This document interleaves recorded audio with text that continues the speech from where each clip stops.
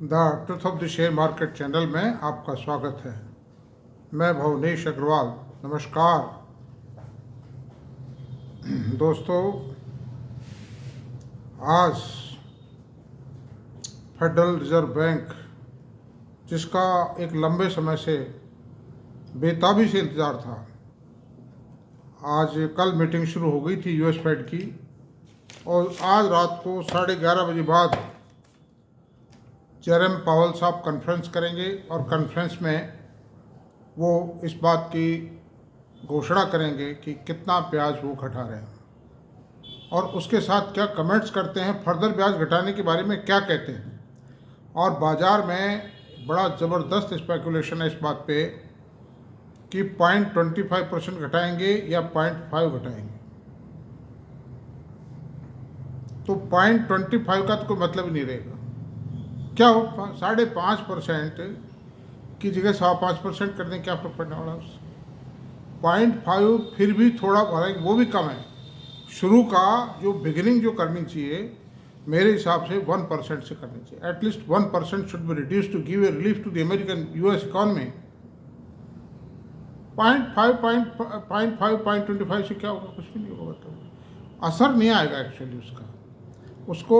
मान लो अभी 0.5 घटाते हैं, फिर 1.5 महीने बाद 0.5 घटाएंगे, तो इफेक्ट आने में बहुत समय लगेगा। और अमेरिकन इकोनॉमी को जो इस समय मंदी के डोर स्टेप पे खड़ी हुई है, बहुत सख्त ज़रूरत है रिलीफ की। ब्याज दरें खा गई हैं, प्रॉपर्टी का काम, मकानों की बिक्री, ऑटोमोबाइल की बिक्री, कंज्यूमर डिस्क्रिशनरी की बिक्री, ये सब डाउन है। मतलब under these circumstances, US economy need a big relief in the interest rates so that buoyancy in the consumer goods, consumer discretionary, in automobile and in housing, जो कि इकोनॉमी के लिए वहाँ इंफ्रास्ट्रक्चर तो कम है, मतलब डेवलपमेंट इंफ्रा स्पेंडिंग कम है। Major spending housing, automobile and consumer discretionary और एक टूरिज्म, इन पर खर्च। तो ये जब बढ़ेंगे जब ब्याज की रेट कम हो। स्लो डाउन आ चुका है अमेरिका की इकोनॉमी में और मंदी भी के डोर स्टेप पे खड़ा हो। खैर, मेरा मतलब ये है, अब आज सबसे बड़ी कारस्तानी क्या की है, कुछ ऑपरेटर्स ने मिलकर के आईटी इंडेक्स को 1100 पॉइंट से गिरा दिया है।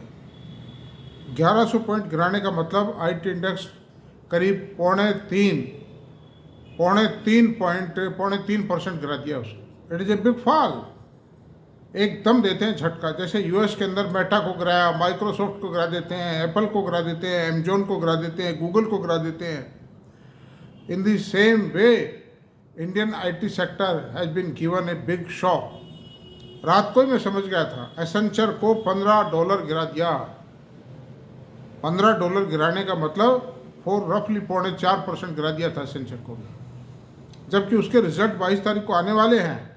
And a better quality, A improved quality of result expected from that company. $354 तक पहुंच गया था, जिसको ला करके $39 पहुंचा दिया था, 339 मिला दिया। तो ये ऑपरेटर गतिविधियां हैं, इनसे कोई घबराने की आवश्यकता नहीं है। इन गिराने बढ़ाने से, टाइम बिंग झटके देने से शेयर के फंडामेंटल कभी विलुप्त नहीं होते हैं। अगर शेयर के फंडामेंटल मजबूत है, इंटैक्ट है, यही तो है सबसे बड़ी पहचान। जो इन्वेस्टर इस बाज़ार में सक्सेस होता है, एक बहुत अच्छा पैसा कमाता है। अच्छा, 1 क्वार्टर या 2 क्वार्टर मान लीजिए साहब वर्किंग भी खराब हो जाए तो क्या खास बात हो गई। और आईटी सेक्टर की तो वर्किंग 2.5 साल से गड़बड़ थी, मतलब उसके बावजूद भी रखने वालों ने रखा है, इस उम्मीद से रखा था a day will come when these shares will spot. तो आज एक मौका है दोस्तों आईटी शेयरों को में प्रवेश करने का। मेरी कोई रिकमेंडेशन नहीं है, मैं जो कुछ आपको बता रहा हूँ ट्रेनिंग और रिसर्च पॉइंट ऑफ व्यू से बता रहा हूँ। जब अच्छी चीज़ों में और ऐसे जंक्चर पे जब बढ़ने का शेयर ऊपर की ओर बढ़ते नज़र आ रहे हो, बढ़ेंगे, मैं समझता हूँ उन्हें गिरेंगे नहीं, ये मतलब बढ़ेंगे। ये 2-4-5 दिन हो सकता है झटका दे में पड़े रखें, सटोरिए इनको। ऑपरेटर्स का खेल बहुत निराला होता है। इन्वेस्टर को हिला देते हैं, मतलब उसके आत्मविश्वास को गड़बड़ा देते हैं, थका देते हैं, निराश कर देते हैं उसको। तो अंडर दीज सर्कमस्टेंसेज कोई घबराइए मत, और धीरे धीरे करके अगर आपका बजट अलाउ करता है, आपका दिल अलाउ करता है, आपका फाइनेंशियल एडवाइज़र आपको कहता है, तो इट्स ए बेटर अपॉर्चुनिटी। तो उसीलिए मैं आज आईटी सेक्टर की जो दो दिग्गज का जो टॉप मोस्ट कंपनीज है उनकी एक स्टडी पेश करता हूँ सामने, उन दोनों का कंपैरिजन करता हूँ। ज़्यादातर ये सवाल खड़ा होता है, मुझसे भी पूछते हैं कि साहब TCS खरीदें या इन्फोसिस खरीदें। अब बड़ा मझधार में पड़ जाते हैं। कारण क्या है कि आज तक का जो रिवार्डिंग रिकॉर्ड है वो इन्फोसिस का ज़्यादा बढ़िया है और TCS का कुछ कमज़ोर रहा है। TCS का कमज़ोर रहा है। ऐसी सूरत में दोस्तों कि लेकिन TCS बाद में लिस्ट हुआ है। TCS की लिस्टिंग सन 2005 में हुई है और इन्फोसिस तो 92 के आसपास ही आ गया था IPO इसका। तो ये भी एक डिफरेंस है। बाकी कुल मिला के मैं आपको इनके डाटाज बताता हूँ।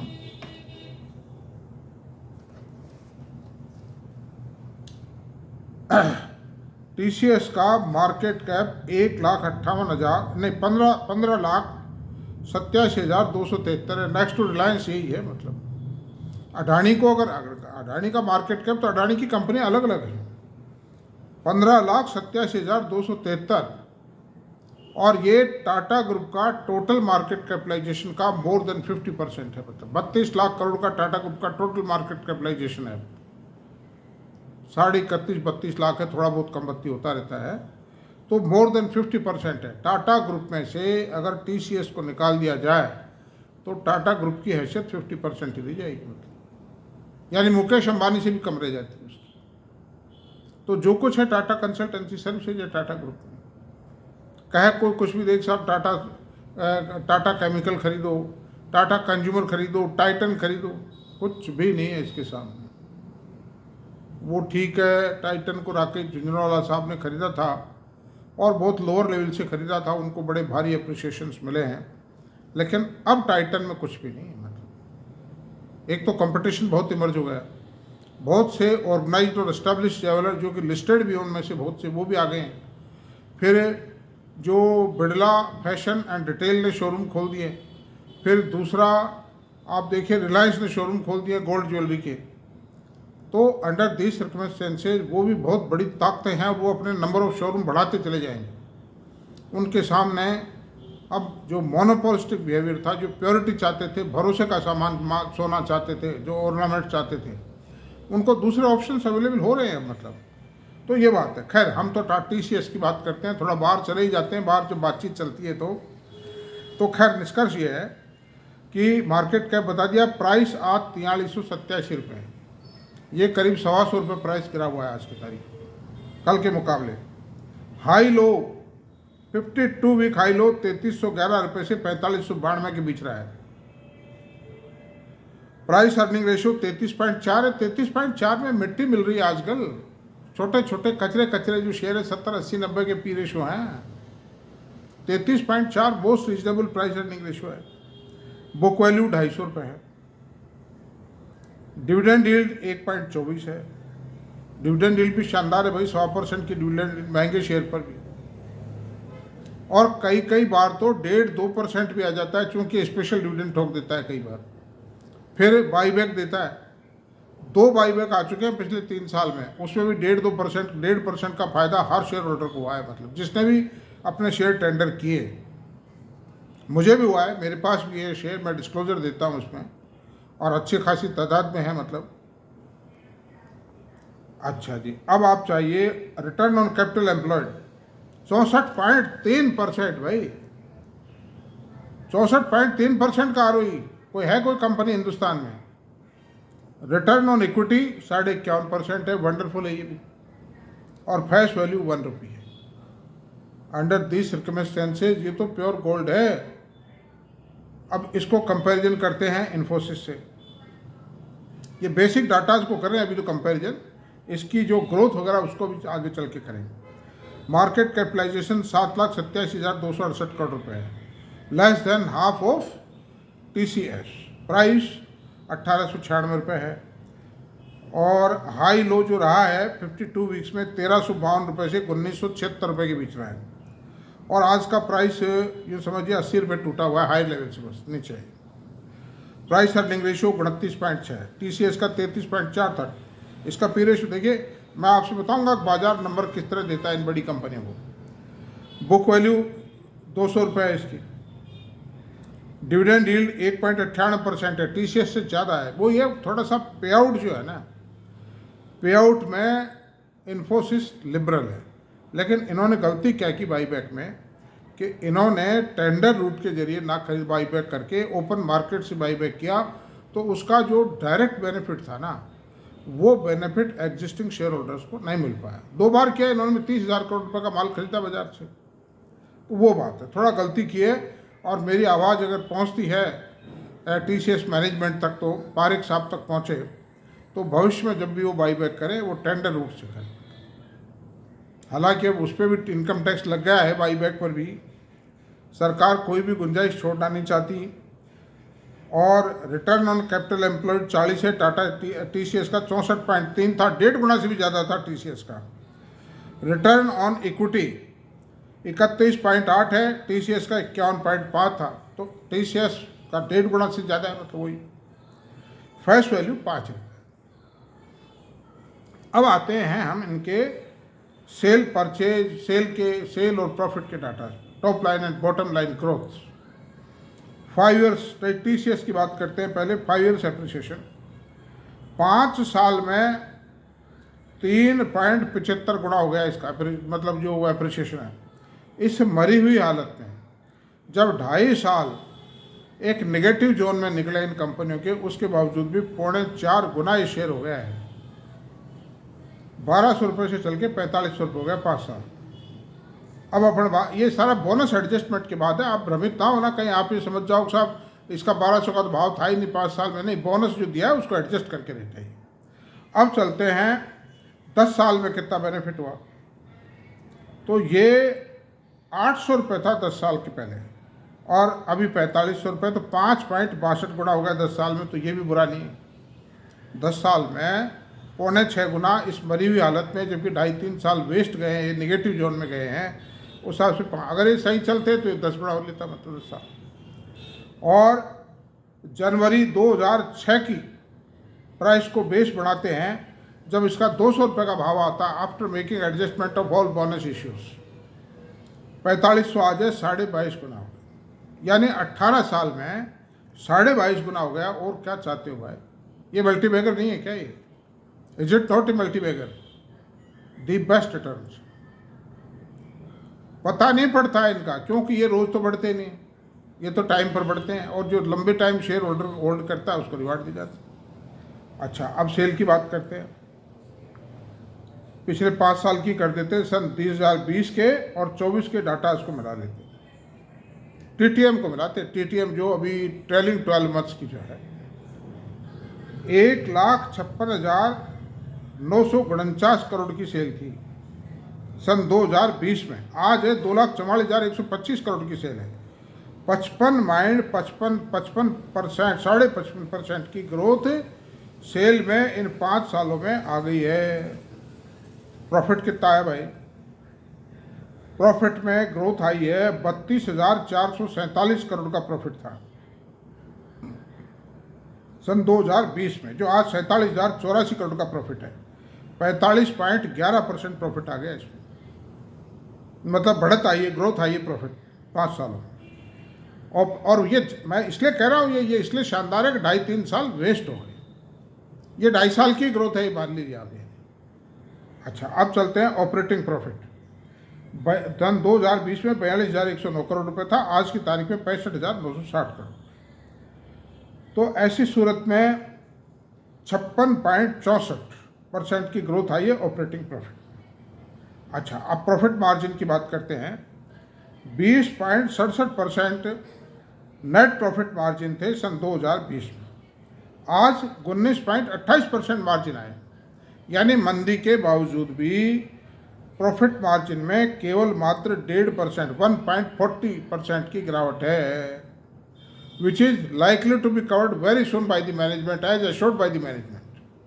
जो कृतिवासन साहब हैं, ही इज ट्राइंग हार्ड, और इम्प्रूव हो जाएगा, क्योंकि ग्रोथ नहीं थी ना, खर्चे तो बढ़ते ही है, ग्रोथ कम थी, थोड़ा स्टाफ भी ज़्यादा ले लिया था, मैन पावर यूटिलाइजेशन कम था थोड़ा, इस कारण से ही है।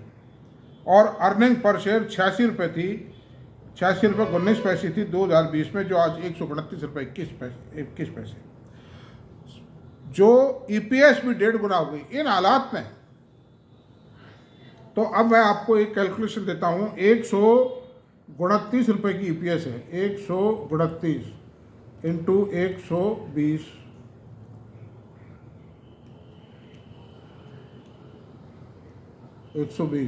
185 रुपये की इसकी ईपीएस आती है सन 2027 की। 185 का 200 रुपये, 200 रुपये की ईपीएस सन 27 पे आ जाएगी। 20% की एनुअल ग्रोथ लगा रहा हूँ मैं, कंपाउंड ग्रोथ। तो 200 रुपये की ईपीएस पे आप 33 का पी रेशो मान लीजिए, तो 6600 रुपये इसका रेट हो जाता है 1.5-2 साल के अंदर। ज़्यादा होगा, बल्कि पी रेशो बढ़ेगा, क्यों? ग्रोथ आएगी ना।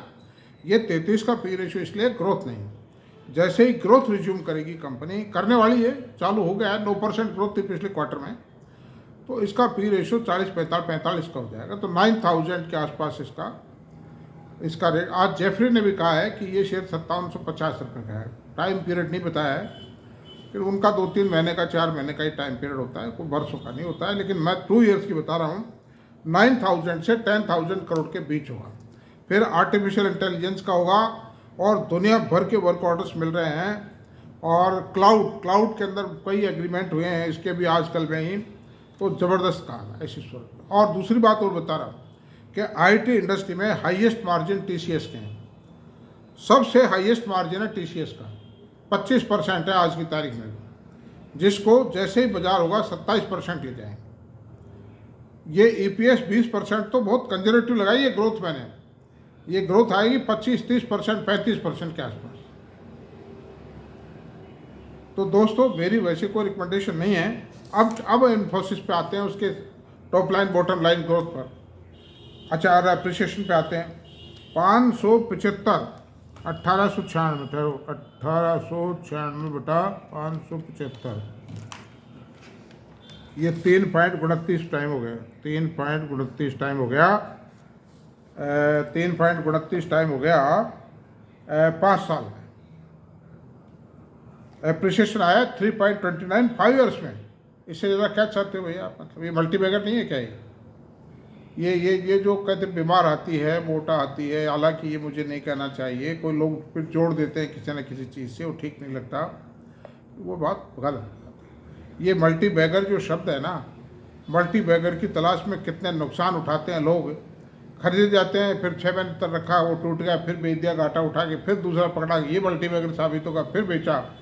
तो इस तरह कर करके वो सब हिसाब किताब बराबर हो जाता है, एक दिन चल के पूंजी बराबर हो जाती है आदमी की, और अपना वही बात है कि साहब लौट के बुद्धू घर को आए, वही हालत हो जाती है। इसलिए आप उन शेयरों में खेलिए, लेकिन मैंने एक पोर्टफोलियो बना के दिया था परसों एक वीडियो के अंदर, उसको ज़रूर आप फॉलो करें। 60-70% पैसा सॉलिड शेयरों में रखें। हर म्यूचुअल फंड भी यही करता है। और 10 साल में आया 4.5 गुना, ये थोड़ा कम है। उसका रीज़न था कि बीच में सन 14 से सन 13 से लेकर के और 16-17 तक जब वो विशाल सिक्का आए थे, उनसे पहले भी थोड़ा ग्रोथ कम थी। और जनवरी 2022 से लेकर अब तक का अगर कैलकुलेट करें तो ये शेयर हो चुका है 1896।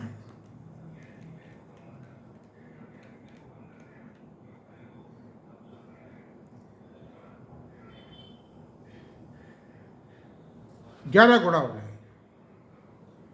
After making bonus of adjustment वगैरह। 11.15 टाइम हो चुका है 18 साल। तो टीसीएस ने ज़्यादा दिया है। टीसीएस की जो पोटेंशियलिटी है ज़्यादा है, स्ट्रेंथ ज़्यादा है टीसीएस में for all on all economic fronts में। तो मेरी राय तो यही है कि अगर आप फर्दर कोई आप इन्वेस्टमेंट करना चाहते हैं तो TCS में करें। TCS के पास ऑर्डर बुक बहुत स्ट्रॉन्ग है, TCS के मार्जिन ज़्यादा है अंडर दिस कंडीशन है। तो आज मैंने कंप्लीट एक्सप्लेनेशन कर दिया है, और इसको ये जो आज बाजार टूटा एक अवसर है, लेकिन मेरी रिकमेंडेशन नहीं है। आप अपने फाइनेंशियल एडवाइज़र से बात करें और जो मैंने इश्यूज़ बताए हैं इनके लाइट में बात करें और देन टेक द डिसीजन। आज इतना काफ़ी हो गया, 20 मिनट हो गए, इस वीडियो को पूरा करते हैं। और मेरा अगर वीडियो पसंद आया तो प्लीज़ सब्सक्राइब करें, शेयर करें, कमेंट करें। Thank you very much.